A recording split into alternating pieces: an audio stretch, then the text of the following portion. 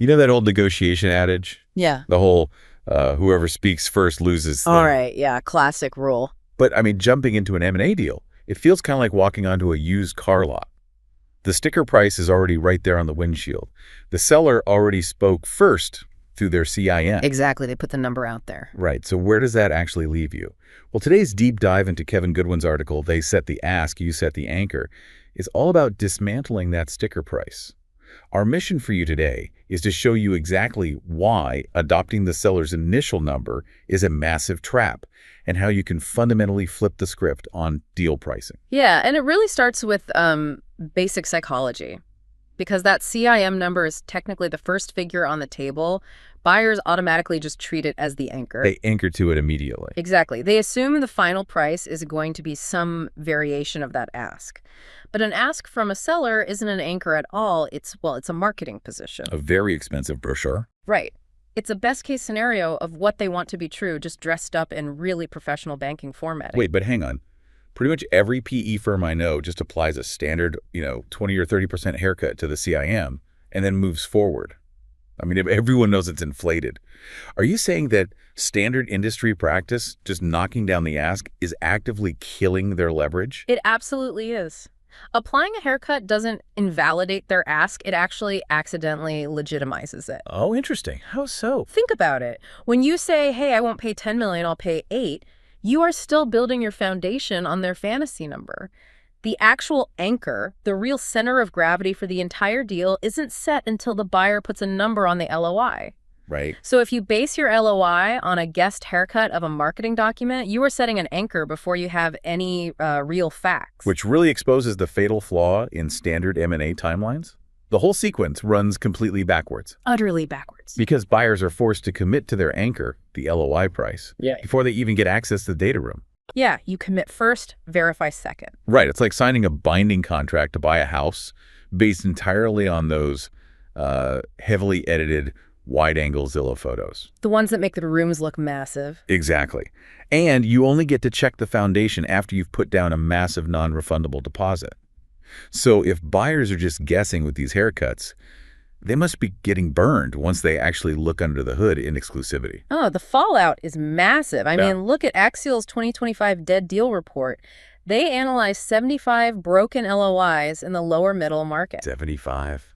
That's a lot of dead deals. Yeah, and nearly 25% died from non-QA diligence findings, meaning, operational skeletons in the closet. Wow. Another 21% died from actual QOE discrepancies, and almost 15% died simply because of the renegotiation fights that followed. Ah, right. So you find the cracked foundation during exclusivity, Yeah. and you try to lower the price, retrading. Exactly, retrading. But at that point, I guess you aren't really negotiating toward a fair market value anymore, are you?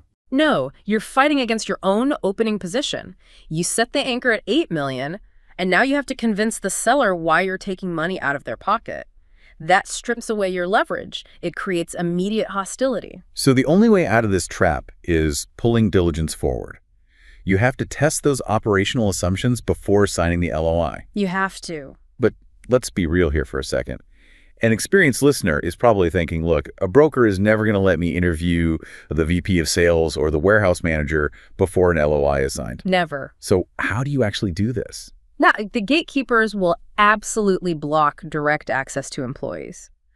But you do have access to the owner during initial management meetings. And Goodwin draws a critical line here. You have to distinguish between what a business has and what a business is. Okay, unpack that. What's the difference? What it has is the easy stuff. Inventory, documented vendor contracts. You can verify all that later. Right, the tangible asset. Exactly. But what a business is, well, that relies on operational reality.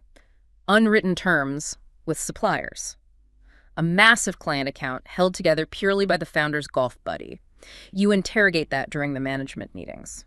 So you ask the owner hyper-specific questions. Yes, about daily operations, dependencies, handshakes. You force them to describe how the machine actually runs.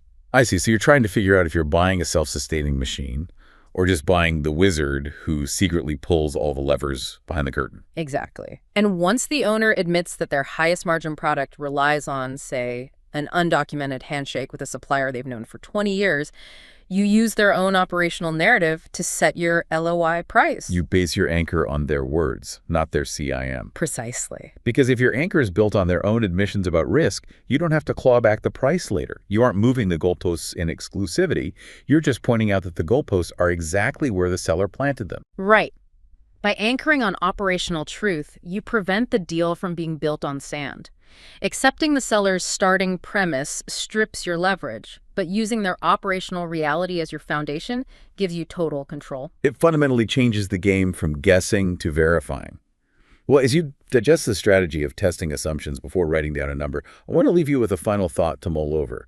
If so much of a company's true anchor-worthy value lies in undocumented handshakes and unwritten employee judgment, how much of your own company's value would actually survive if you walked out the door today?